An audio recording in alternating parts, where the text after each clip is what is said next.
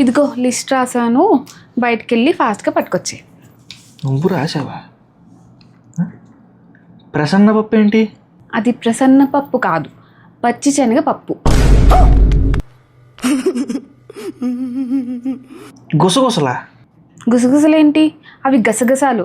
ఎప్పుడైనా కిచెన్ మొహం చూస్తే కదా తెలిసేది. ఇది భలే ఉంది అబ్బా. పామాయిల్ ఎందుకు? నిన్నగా తెచ్చాను. అది పామ్ ఆయిల్ కాదు, ఫినాయిల్. సరిగ్గా చదువుకు. ఎలకలా? ఎలకలు కాదు, యాలికలు. ఏం మాట్లాడుతున్నావురా? నరాలు కట్ అయిపోయింది. ఐశ్వర్య? ఐశ్వర్య కాదు, అది ఆశీర్వాద్ ఆట. ఏంటి అన్నీ చెప్పాల్సి వస్తుంది? చిన్నప్పుడు తెలుగు చదువుకోలేదా? నీలాంటి వాళ్ళ వల్లే తెలుగు అంతరించిపోతుంది. ఏమిటండి మీరు మాట్లాడేది?